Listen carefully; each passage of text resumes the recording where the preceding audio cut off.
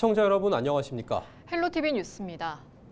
경기도의회 의정정책추진단이 경기도 31개 시군을 돌며 지역 현안을 듣는 정책 간담회를 진행하고 있습니다. 포천시도 방문해 전투기 민간 오폭 사고 피해 주민 위로와 수해 피해 예방을 위한 하천 정비 사업 등을 논의했는데요. 윤충식 경기도의원 전화 연결해 자세한 내용 들어보겠습니다. 안녕하십니까, 의원님? 네, 안녕하세요. 반갑습니다. 윤충식 의원입니다. 네, 의원님, 포천시에서 지역 현안 간담회가 개최됐죠. 의정정책 추진단이 방문한 걸로 아는데 포천을 방문한 이유는 무엇인가요? 지금 의정정책 추진단이 구성이 되어서 각 시군을 방문해서 그 현장에서 그 지역의 현안들을 좀 귀담아 듣고 정책화할 일에 대해서 좀 논의를 하는 자리를 마련한 것입니다. 네, 집중해서 지역 현안에 대해 논의했다고 들었습니다. 어떤 내용들인가요? 기본적으로 총 8가지 안건이 다루어졌는데요. 일단은 우리 이제 도의원이 2분 계시잖아요. 2명이 있잖아요. 그래서 도의원마다 한 3건씩 그 안건을 제시했고요. 그다음 시에서 2건을 제시했습니다. 그래서 설명을 드리자면 첫 번째로 포천시 일동면 청계저수지 둘레길 정비 사업에 관한 내용과 그다음에 또 일동면 길명리 수해 지역 하천 정비 사업 부분, 그다음에 그 마산 하송호간 그 360호선 확포장 도기 추진의 건, 이렇게 3가지가 이제 김성남 의원님이 제안하신 거고요. 그다음에 제가 제안한 것이 지방도 368호선인 우리 신평 신곡간 도로 확포장 공사에 관한 거, 그다음에 포천 산정호수에 하동 주차장에서 상동 주차장까지 인도를 설치하는 사업이 있습니다. 이 부분에 대한 거. 그다음에 3번째로 우리 포천 신북면에 119 안전센터가 좀 시급하게 필요로 해서 이 부분에 대한 말씀을 드렸고요. 시에서는 우리 신북면 기지리에서 일동면 길명간 도로 개설 공사에 대한 제안을 좀 해주셨습니다. 2번째로는 또 마찬가지로 영북면 선정리에서 자일간 도로 확보장 공사에 대한 내용을 이렇게 2가지를 제시해서 그 8가지를 갖고 충분한 토의를 나눴다고 생각합니다. 네, 말씀하신 것처럼 신북면 119 안전센터의 필요성을 강조하기도 하셨는데요. 그 이유가 무엇일까요?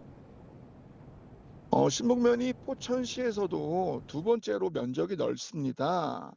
그런데 지금 신북면에 119 센터가 아주 조그만하게 면사무소 앞에 있는데 너무 가장자리에 치우쳐 있죠. 그래서 지금 신북면 중심에 새로운 119 안전센터를 좀 위치하게 해서 신북면 전체와 인근 창수면도 좀 커버할 수 있는 그런 중심 센터를 만들어야겠다 해서 신북면 119 안전센터 건립을 정책 제안을 했습니다. 네, 그렇다면 앞으로 의원님께서는 지역 현안 해결을 위해 어떤 노력을 하실 계획인지 궁금합니다.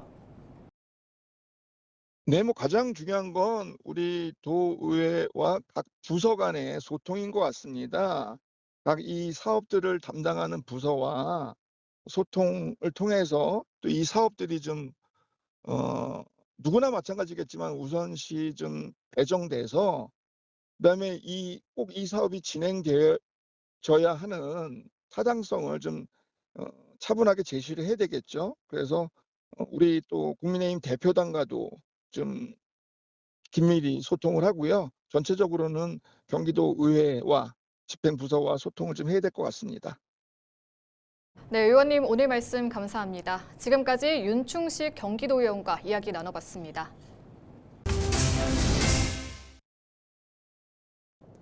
지난 10일 오후 연천군에서 2차례 지진이 발생했습니다. 10일 오후 1시 19분쯤 연천군 북북동쪽 5km 지역에서 규모 3.3의 지진이 발생했는데요. 이후 오후 2시 59분쯤 연천군 북북동쪽 4km 지역에서 규모 2.5의 지진이 이어졌습니다. 인천시가 올해 정부의 추가 경정 예산을 확보하면서 일부 사업에 대한 숨통이 트이게 됐습니다. 하지만 정작 현안 사업에 필요한 예산 대부분이 반영되지 않으면서 사업 추진에 제동이 걸렸습니다. 예산 확보에 총력을 기울이겠다는 입장이지만 쉽지 않아 보입니다. 송효창 기자의 보도입니다. 올해 인천시가 정부에 요청한 추가 경정 예산은 14개 사업 602억 원입니다. 하지만 이번에 확보한 예산은 절반 수준인 359억 원. 이 예산은 2025 아시아 태평양 경제협력체인 에이펙 국제회의 개최를 위한 송도 컨벤시아 인프라 개선 12억 원과 인천 1, 2호선 철도 통합 무선망 구축 47억 원, 지역사랑 상품권 300억 원 등입니다. 인천시는 이번 정부 예산 확보로 일부 사업에 대해서는 재정 운영에 숨통이 트일 것으로 기대하고 있습니다. 특히 지역사랑 상품권의 경우 올해 정부 본 예산에 포함되지 않아 관련 예산 1,054억 원 전액 11호 부담해야 했지만 300억 원 국비가 지원되면서 캐시백 혜택 정책 등이 차질 없이 시행될 전망입니다. 다만 국토교통부 대도시권 광역위원회에 인천 지역 광역급행버스 준공영제를 편입하기 위한 국비 지원 사업은 이번 추경안에서 제외됐습니다. 또 경인고속도로 일반화 사업을 조기에 착공하기 위해 국토부가 주도하는 타당성 평가 관련 사업 예산도 반영되지 않았습니다. 추경에 반영되지 않은 인천 현안 사업은 북한 소음 피해 대응 45억 3천만 원을 비롯해 인천 상륙작전 75주년 기념행사 17억 2천만 원과 광역버스 준공영제 국비 지원 98억 원, 경인고속도로 일반화 사업 타당성 조사 용역 10억 원 등입니다. 앞서 국회는 여야 합의를 거쳐 인천시 예산을 포함한 13조 8천억 원 규모의 추경안을 의결했습니다. 특히 이번 추경은 산불 피해와 미국 관세 부과에 따른 통상 환경 변화에 집중해 필수 추경으로 편성됐습니다. 확정된 산불 피해 예산은 신속한 피해 복구에 1조 4천억 원, 재해재난 예방 및 대응력 강화에 1조 9천억 원이 편성됐습니다. 통상 리스크 대응에는 2조 1천억 원을 투입하기로 했습니다. 정부는 이번 추경에 대해 재해재난 대응과 민생지원 등 긴급하고 필수적인 예산으로 한정해 최소한으로 편성했다고 밝혔습니다. 인천시는 현재 제한된 재정 여건 속에서도 추가 국비를 확보했다는 점에 의의를 두고 있습니다. 하지만 현안 사업 추진을 위한 예산이 모두 반영되지 않은 만큼 중앙정부 국회와 긴밀히 협력해 관련 사업들이 차질 없이 추진될 수 있도록 하겠다는 계획입니다. 헬로티비 뉴스 송유창입니다.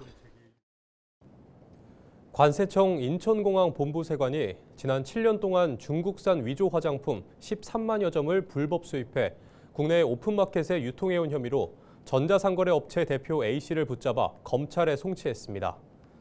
조사 결과 A씨는 중국 도매 사이트에서 구매한 위조 화장품을 미국에 설립한 유령 회사로 보낸 뒤 미국 정품인 것처럼 재포장해 국내 대형 오픈마켓에서 판매해온 것으로 나타났습니다. 인천공항세관은 A씨가 지난 2017년부터 7년 동안 중국산 에스티로더, 키엘 등 유명 브랜드 위조 화장품 13만여 점, 180억 원 상당을 불법 수입했고 정품 일련 번호까지 정교하게 복제하며 국내의 절반 이하 가격으로 판매했다고 밝혔습니다. 신혼부부 등을 위해 하루 임대료 1,000원만 내고 최장 6년까지 살 수 있는 인천 천원주택 500가구 입주 예비자를 오는 16일까지 모집합니다.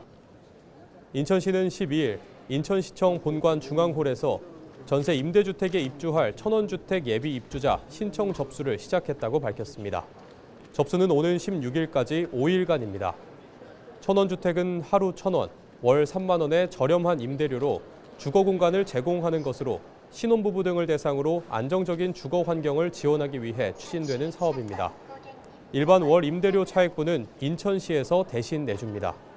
이번에 모집하는 전세 임대 천원주택은 입주자가 원하는 지역에서 직접 마음에 드는 아파트와 다세대, 연립주택 등을 선택하면 인천도시공사가 지원 한도액인 2억 4천만 원 범위에서 전세주택 소유자와 전세 계약을 체결하고 이를 입주 대상자에게 재임대하는 방식으로 진행됩니다. 신청 대상은 공고일인 지난 4월 30일 기준 무주택 가구 구성원으로 결혼 7년 이내 신혼부부와 예비 신혼부부, 신생아 가구 등 유형별 신청 자격을 충족한 경우 우선순위에 따라 입주자로 선정됩니다. 앞서 지난 3월 매입 임대주택 500가구 입주자 모집에 3,679가구가 접수해 7.36대 1의 높은 경쟁률을 기록한 바 있습니다.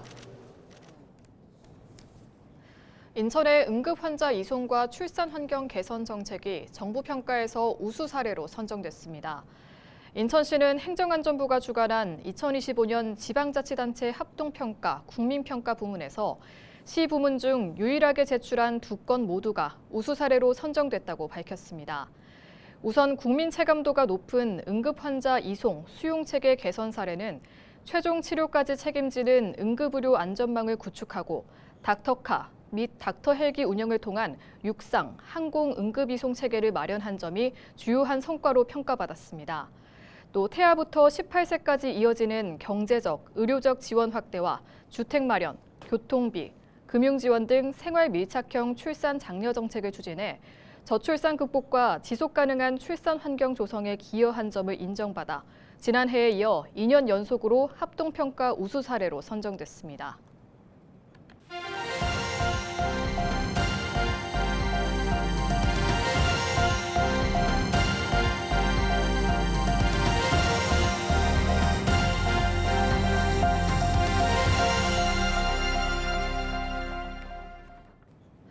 서울시가 전국 최초로 킥보드 없는 거리를 운영합니다. 킥보드 없는 거리로 지정된 곳은 마포구 홍대 레드로드와 서초구 반포 학원가 등 2곳입니다.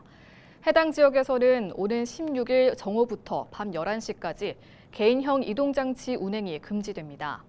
통행 금지 기기는 전동 킥보드, 전동 이륜 평행차, 전동기의 동력만으로 움직일 수 있는 자전거입니다. 이동장치 통행 금지를 위반한 운전자에게는 일반 도로의 경우 범칙금 3만 원과 벌점 15점, 어린이 보호구역의 경우 범칙금 6만 원과 벌점 30점이 부과됩니다. 서울시가 여름철 집중호우에 대비해 선제적 대응에 나섰습니다. 시는 먼저 반지하 주택이나 지하차도 등 침수나 고립 위험이 있는 저지대를 집중 관리합니다. 또 서울 전역에 설치된 강우량계와 도로 수위계를 활용해 저지대 침수 우려 지역에 대한 실시간 수위 정보를 수집하기로 했습니다. 특히 올해는 반지하 주택이 밀집한 관악, 동작, 영등포구 등 15개 골목길에 전국 최초로 반지하 침수 경보 시설을 시범 도입해 집중호우에 대비할 방침입니다. 서울시가 일하기 어려운 중증 장애 청년이 자립 기반을 마련할 수 있도록 이룸 통장 사업을 추진합니다. 이룸 통장은 참가자가 3년 동안 일정 금액을 저축하면 서울시가 매월 15만 원을 추가로 적립해주는 사업입니다. 만기가 되면 본인 저축액과 지원금을 더해 최대 1,260만 원과 이자를 받을 수 있습니다. 신청 대상은 서울에 거주하는 만 15세 이상 39세 이하 중증 장애 청년으로 가구 소득 인정액이 기준 중위소득 100% 이하면 신청할 수 있습니다. 신청 기간은 12일부터 23일까지로 주소지 동주민센터를 방문해 신청하면 됩니다. 자세한 내용은 서울시 다산콜재단 동주민센터 또는 구청에 문의하면 됩니다.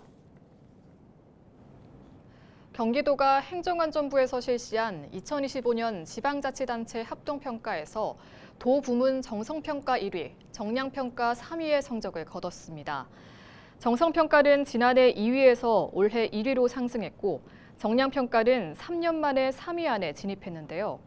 도는 임신 및 출산 환경 조성과 초등 돌봄 활성화, 지역 응급 환자 이송 등에서 높은 평가를 받았습니다.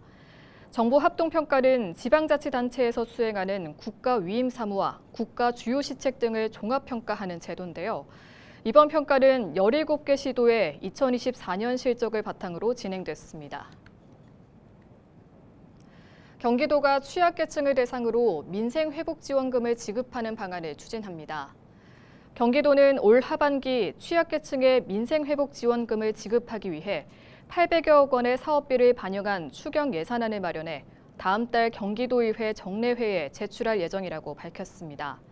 민생회복지원금은 시군 매칭 사업으로 추진해 7대 3의 비율로 사업비를 분담하며 시군과 협의되는 자치단체에 한해 시군비 340여억 원을 포함해 1,140여억 원의 민생회복지원금을 지급하게 됩니다. 뉴스를 마칩니다. 고맙습니다.